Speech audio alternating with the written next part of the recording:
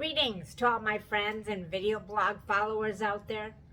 I hope you've enjoyed September so far. Sending out this monthly video blog is one of my favorite ways to stay connected with all the people who make my life so full. Connection is so important, isn't it? I think I read somewhere that after shelter and food, feeling a sense of belongingness or having a connection to other people is the next most critical human need. I know that I certainly need to feel connected to other people, and I'm so fortunate to have great connections with my family of origin, my extended family, and the many communities I get to be involved in. I have my MS community, I have my PWCC community, and so many other things. Speaking about connections, earlier this month, I had a chance to reconnect with many people from my past when I attended my 40th high school reunion celebration back in the Twin Cities. I feel very fortunate to have attended St. Paul Academy, which was one of the best schools in the entire Twin Cities area. Since it was a smaller school, we had relatively small classes. If I remember correctly, I think my graduating class was about 75 people. Because of that, the school hosts an all-school reunion on Friday night and then an individual class reunion on Saturday night. The first night was fun in that I got to see people from various graduating classes and teachers, and then on Saturday I had the chance to spend time with people specifically from my graduating class. One of the people I connected with on Saturday night was a man named Andy who I hadn't seen in ages. Andy only attended SPA for 4th, 5th, and 6th grades, so I was actually a bit surprised to see him. I thought it was wonderful that Andy, who now goes by Drew, came back to the reunion even though he only went to the school for 3 years. It really goes to show you that the connections made in early childhood, they are so important. One of the connections I made on Friday night was with a man named Kevin who shared a little story with me. During our conversation on Friday night at the reunion, Kevin said to me, "I remember exactly where I was when I heard the news that you were diagnosed with MS." His comment really caught me off guard because I found myself thinking how strange it was that he remembered exactly where he was when he heard the news about my MS diagnosis. It was as if I was lumped into one of those moments in time life events where you absolutely positively remember exactly what you were doing when it happened. For me, the moment in time event that comes to mind right now is September 11th. The first thing I remember about September 11th, 2001, was that I was going through an exacerbation. An exacerbation is basically an acute increase in the severity of symptoms or symptom that one is experiencing. It was the only major exacerbation I had ever had since my diagnosis. I was a mess. Medical professionals tried everything. Eventually, they gave me steroids, and after months of discomfort, I started to feel better. On the morning of 9/11 back in 2001, I was back at my old place at Belmont and Paulina, lying in bed watching Good Morning America. If I remember correctly, one of the first things I heard that morning was when Charlie Gibson said, "Oh my God, that plane just went into the building." I remember thinking, is this real? They don't normally say, "Oh my God," on TV. But they definitely said it, and it was definitely real. Later that day on 9/11, some of my friends and I went for a bike ride through Chicago. I guess we sort of decided that if this is the end, let's do what we want to do. By the way, it was a sunny, phenomenal fall day. It was gorgeous.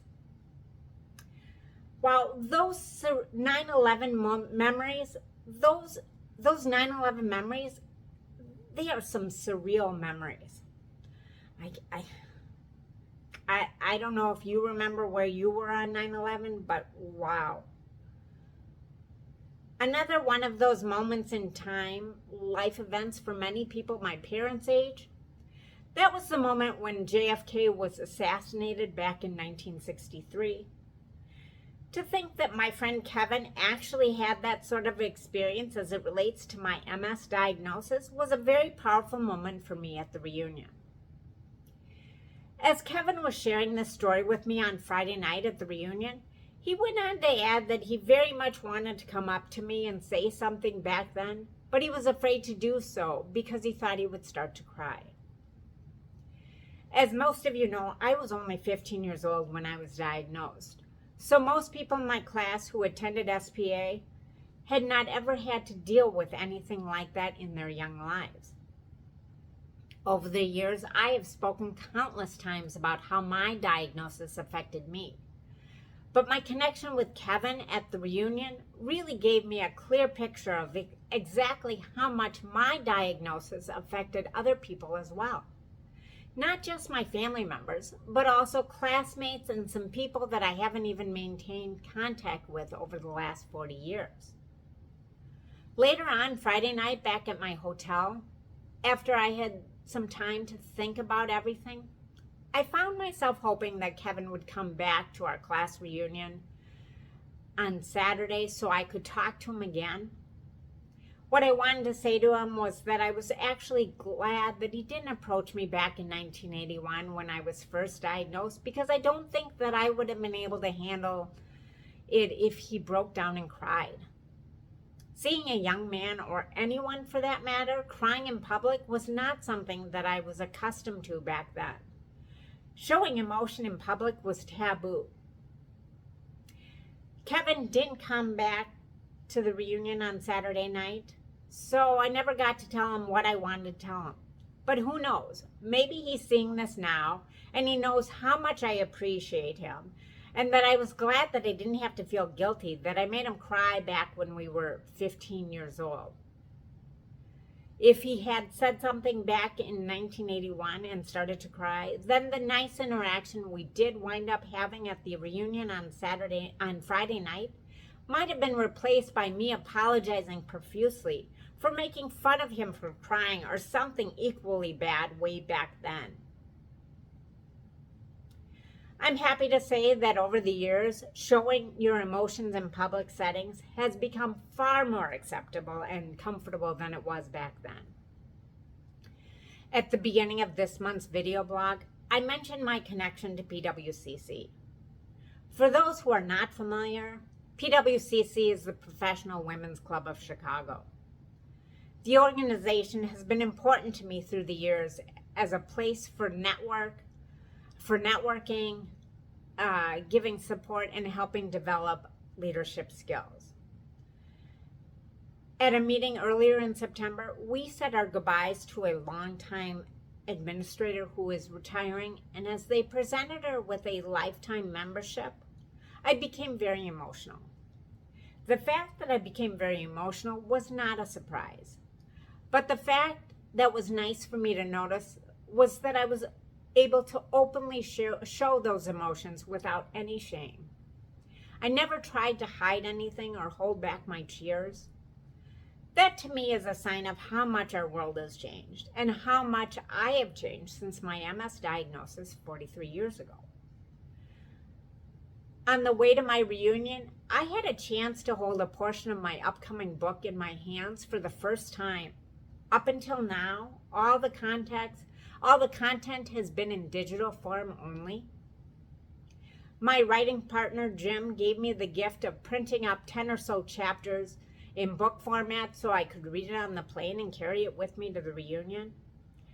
While I was reading the material on the plane, I laughed, I cried, and I had all the big feels. It won't be long now before I can tell you a lot more. But for now, I will just say that I expect to have even bigger feelings than when this project crosses the final finish line. I intentionally waited on putting out this month's video blog until after my trip back to the Twin Cities because I had a sense that something that would happen at the reunion would play into this month's message. I think I was right. Part of me thought that it would be something momentous and unmistakably noticeable.